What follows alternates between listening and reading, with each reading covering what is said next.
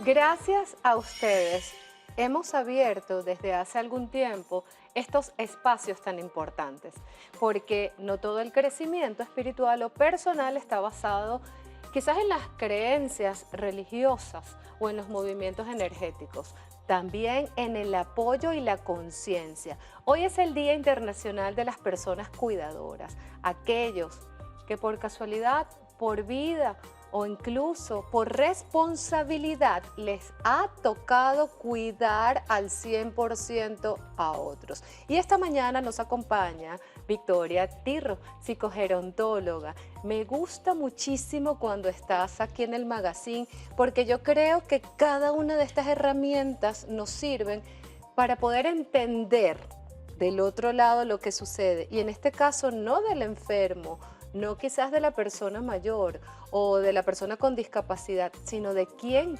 cuida y quien hace ese servicio incondicional. Gracias por tocar estos temas aquí en tu magazine. Bienvenida, Victoria. Gracias siempre por la invitación. Yo pensaba ahora que te escuchaba, lo mínimo que puede merecer una persona cuidadora es un día en su nombre. Es una tarea fuerte, física y emocionalmente.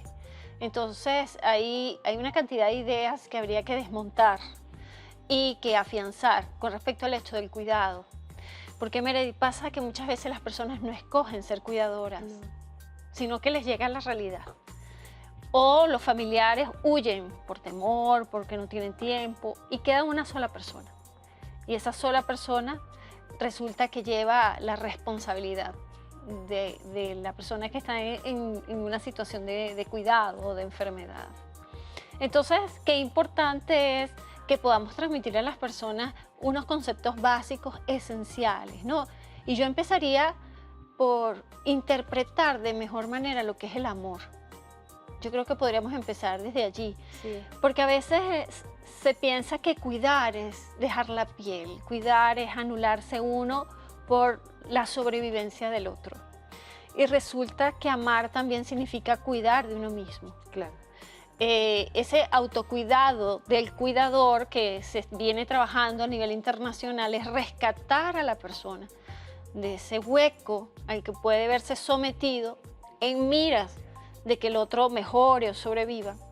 Pero si eso no ocurre, esta persona que queda devastada, queda agotada física, mentalmente, para poder rehacer su vida.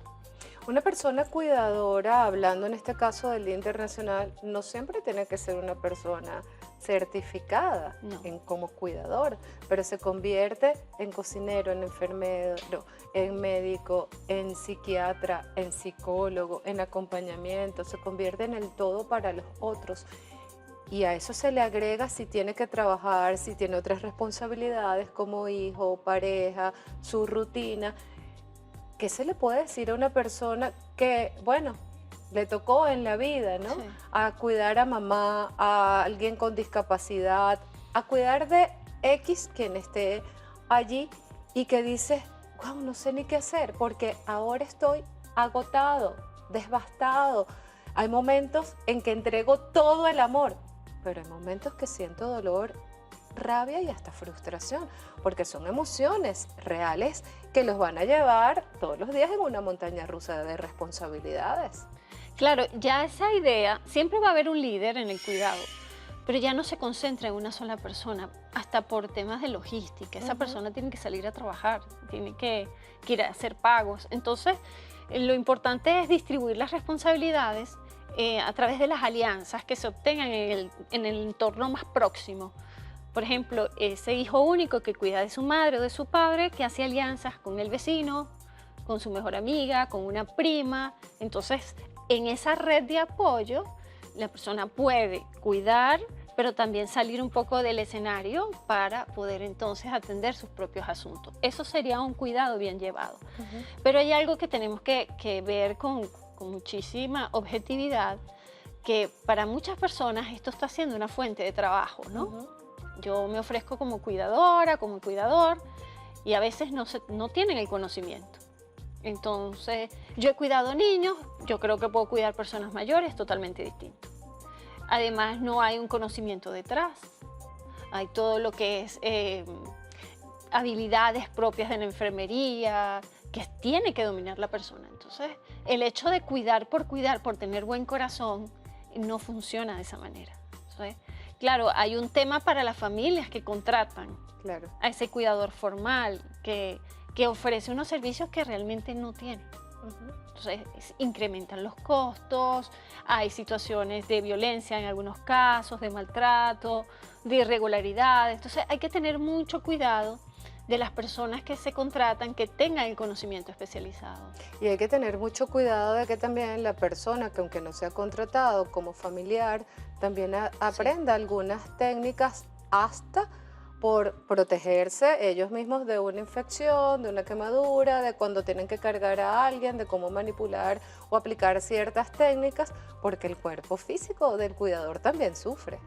Sí, fíjate que hay sociedades envejecidas ya, como la argentina, la uruguaya, que ellos buscan al máximo la independencia de la persona, ¿no? Por ejemplo, yo presencié cursos de primeros auxilios para personas mayores en su casa cuando viven solas. Ujú, qué Entonces, interesante. tú potencias al máximo esa autonomía, esa independencia y cómo resolver si tú te caes, por ejemplo, las famosas fracturas de cadera. Ujú. Cómo llegar hasta el celular, cómo hacer un aviso de que te caíste. Todo ese tipo de cosas reciben como una formación al respecto. Claro, la idea es, según el grado de enfermedad de la persona, ¿verdad? Vas a necesitar a ese cuidador, pero hay que estar muy pendiente de que tengan los requisitos mínimos. A nivel del cuidador informal, pasa algo que siempre menciono. Muchas veces el cuidador informal es un hijo, un nieto, Ujú. alguien que le tocó, como decíamos, Hasta la pareja. o hasta la pareja, pero no sabe cuidar, Ujú. no tiene las habilidades ni la paciencia. Ujú. Entonces allí debe haber el reconocimiento inicial para poder apoyarse en otros que lo puedan, ¿verdad? Sobrellevar algunas situaciones que humanamente la persona no puede, desde lo emocional, desde distintas circunstancias, pues. ¿Qué pasa con aquellas personas que, por ejemplo, son los cuidadores formales? Son Ujú. personas contratadas, que sienten que están quemados, que ya hay un momento que por más que salgo de un horario y voy a mi casa, sigo estando irritable y sigo estando cansado. Pero ¿qué pasa también cuando el cuidador, cuando digo informales, porque es alguien que no le paga, es alguien de la Sí. familia que le tocó, y no sale de ese espacio porque estoy 24 por 24 ayudando, trabajando, y hay un momento que me quemo también? ¿Qué se les puede recomendar en ambos casos? Fíjate, en el caso del cuidador formal me dejas pensando, porque el cuidador formal es su trabajo. Ujú. Todos los profesionales de la salud tenemos el riesgo de quemarnos, es nuestro trabajo. Entonces, habría que buscar la estrategia y las herramientas suficientes que como cuidador te sientes quemado, salir, ¿verdad?, de ese cuidado un tiempo y retomar. Allí, si bien es una realidad, es una persona que debe atender ese asunto porque Claro. no puede brindar un servicio así. Por supuesto. ¿Ve? En el caso del cuidador informal, las herramientas las va desarrollando en el camino. Entonces la situación es distinta. El riesgo de quemarse es hasta a largo plazo. Es decir, tengo casos de personas que cuidaron devotamente a su familiar y una vez que esa persona ya no está, ese familiar, su vida está totalmente vacía. Pierden el norte. Entonces caen en la depresión, no tienen proyecto de vida. Si, por ejemplo, conozco muchas personas, sobre todo hijos, que van dejando su vida personal Sí. de un lado. Dejan de tener pareja, sus propios hijos se van, está el nido vacío y me aferro solamente a mamá y a Sí. papá. Cuando uno de esos padres no están, la persona tiene que comenzar, pero a una edad puede ser hasta adulta, y no saben qué hacer y se enferman o entran en esos bajones emocionales. El primer paso es ir a un especialista, el primer paso es tomar conciencia de que si estás a punto de que eso te suceda, todavía tienes tiempo de ir trabajando quizás la transición. ¿Qué se hace en estos casos, Victoria? ¿Tú como especialista qué recomiendas? Claro, pasa muchas veces la comunicación que se establece en las familias, ¿no? Hay valores familiares que dicen, bueno, tú vas a cuidar de tu padre y tu madre hasta el final, Ujú. ¿sí? Entonces hay un código que se tiene que respetar. Hay otros que no se atreven por temor, por comodidad, Por a no comodidad salir de la también. casa. Sí.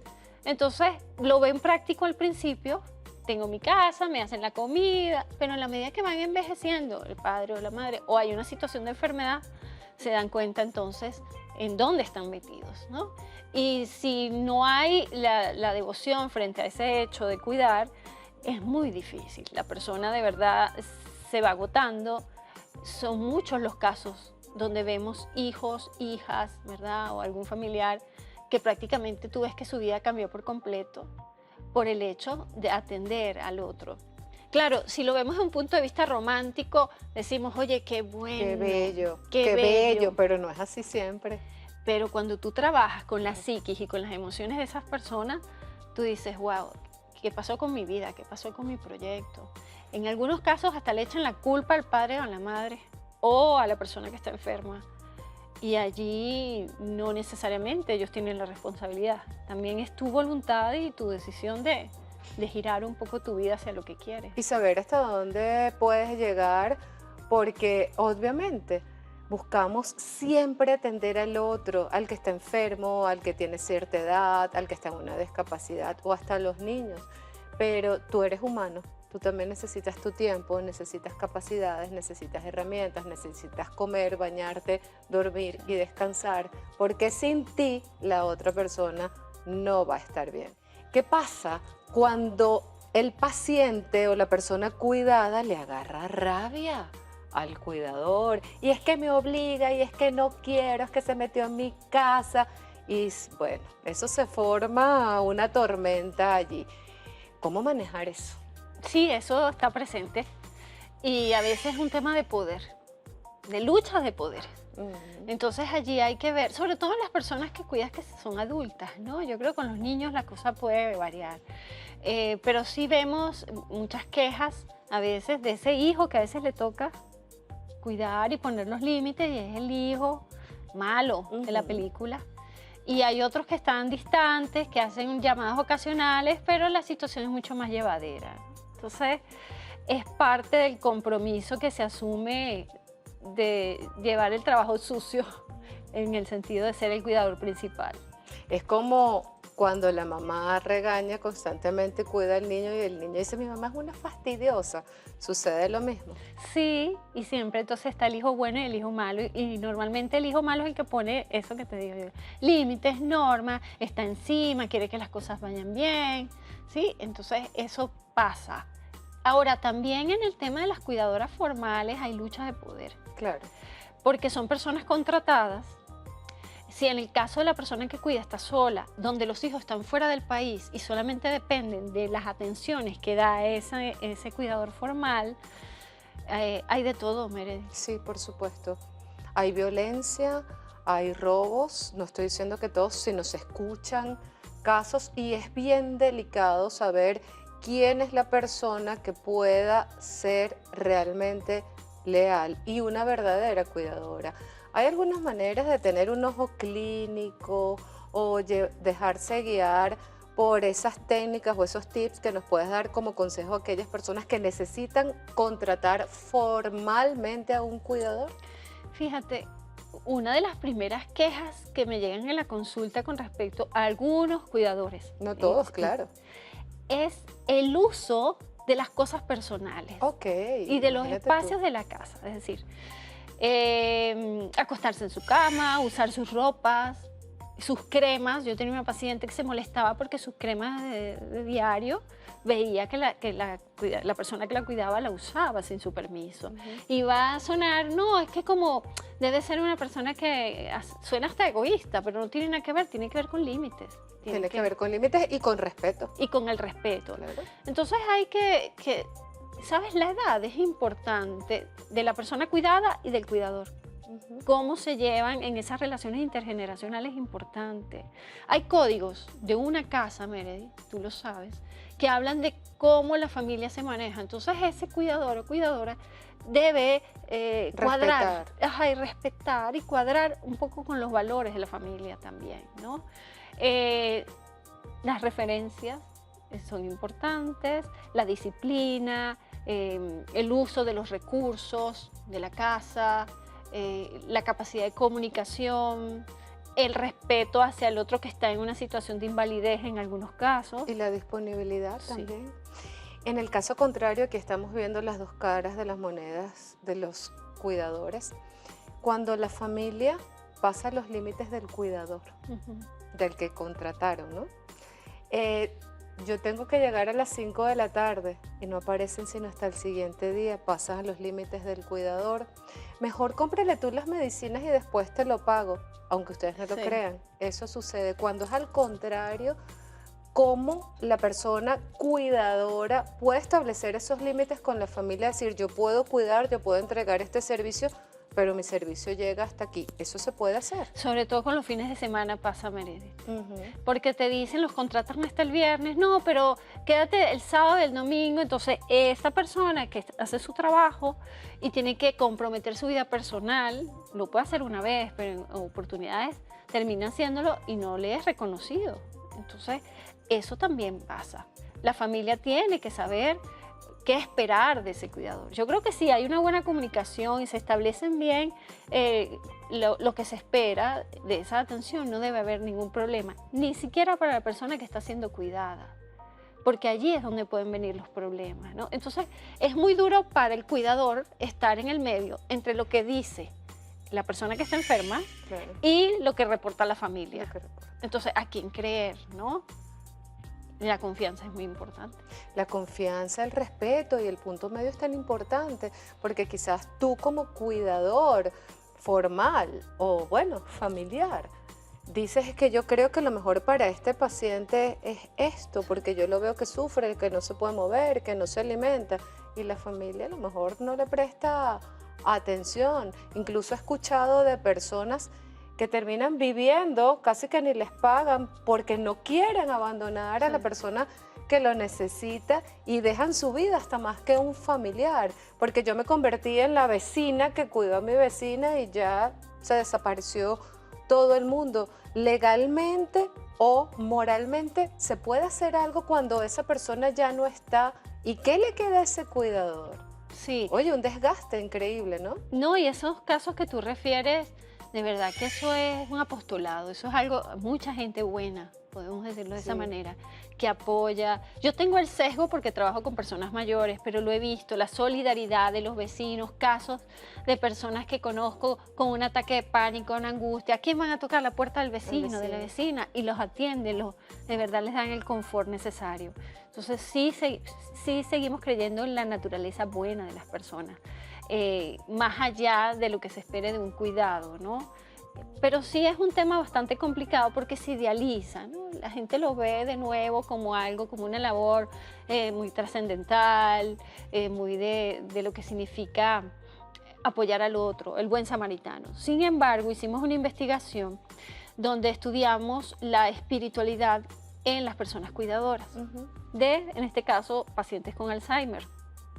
Y descubrimos sorprendentemente que si bien los cuidadores reconocen el valor de la espiritualidad, la práctica de la espiritualidad es baja, porque ellos le dan más peso a la resolución de problemas diarios, a lo práctico, a lo que tienen que resolver en el día a día. Entonces no tienen tiempo para estar reflexionando sobre la misión de la vida y, ¿sabes? Eso queda para después. Entonces, sí reconocen lo espiritual, pero No lo aplican. no lo aplican porque es que en ese momento lo que necesitan es resolver. ¿Y por qué se necesita tanto cuando supuestamente un paciente lo que necesita es medicina y cuidado? ¿Por qué se necesita tanto de ese mundo espiritual o de esa herramienta espiritual tanto para el cuidador como para el atendido, para el paciente? Yo creo que es para la empatía y para la compasión, que el dolor del otro se convierta en mi dolor, ¿ves? Entonces, esa conexión solamente se logra desde un mundo espiritual y de poder reconocer que hay cosas que se escapan de las manos que no puedes controlar. El cuidador tiene que aprender a saber que hay un límite en sus acciones, que no va a salir todo perfecto, que va a ser lo mejor que ha podido hacer. Y eso es lo que le tiene que dar paz una vez que esa persona ya no esté. ¿Qué le dirías ahora, no importa si eres cuidador formal o informal, digo informal en el sentido de que te tocó por responsabilidad y no te están contratando? ¿Qué le dices a esa persona que está allí con nosotros en la pantalla escuchando esta entrevista y que ahora mismo puede sentir ganas de llorar, que está agotado, pero tengo que seguir trabajando cuidando a esta persona? ¿Qué le dices que puede realizar como ejercicio diario? Yo creo que lo primero que puedo decirle es que se rescate a sí mismo, que si tiene síntomas y signos de agotamiento, de quiebre físico, mental, espiritual, el rescate es pedir ayuda a una persona que lo escuche, que le pueda orientar al darse cuenta que no está bien y que resguarde su salud. Eso es lo primero. Y si tiene que llorar, si tiene que canalizar todas esas angustias, es importante que lo haga, que lo escriba, que lo exprese en papel y lápiz si quiere, para que pueda ir drenando todas esas sensaciones de impotencia y de dolor que lo acompañan, que son naturales, que son esperadas. Es decir, no es un robot que cuida a una persona. Que no siempre que te quieres apartar es porque no quieres al otro, es porque estás cansado, ¿verdad? Sí, y que tienes miedo también. Que tienes miedo que sea tu responsabilidad y que si sucede algo te sigas echando la culpa por siempre. Para eso está lo espiritual, vas elaborando, elaborando. Las enfermedades largas, Meredith, te dan la oportunidad y el tiempo suficiente para ir cerrando capítulos. Entonces, eso ayuda mucho al cuidador. Diles cuánto los quieres, diles cuánto los amas. Ten momentos no solamente de medicina, de trabajo, de vístete, duerme. Ten momentos también de 1 minuto donde el baño pueda esperar. Sí. 5 minutos, pero esta conexión, incluso hasta este silencio, puede ser enriquecedor de parte y parte. ¿Has tenido alguna historia bonita de esos cuidadores que puedas compartir antes de irnos, Victoria? Muchas, muchas. La vida te da la oportunidad de cuidar para sanar. Sanas. Hay historias previas que no se han resuelto en muchos casos y llevan a que ellos dos convivan, estén juntos y puedan perdonarse. Pueden perdonarse. Sí. Los momentos de perdón, los momentos de amor y de agradecimiento, tanto para ti como para esa persona que se ha dejado cuidar por ti. Tus redes, por favor, Victoria, como siempre agradecida por estos temas. Sí, de verdad, todas las personas que se sientan sensibilizadas a trabajar lo que es el envejecimiento saludable, el acompañamiento y la parte tanatológica y espiritual, @VictoriaTirro. Gracias, gracias, gracias. Y a todas aquellas personas cuidadoras, un fuerte abrazo de empatía, de reconocimiento y de muchísima honra para ustedes. Gracias por acompañarnos esta mañana. Recuerda que eres un ser único, eres un ser de luz y chao, chao.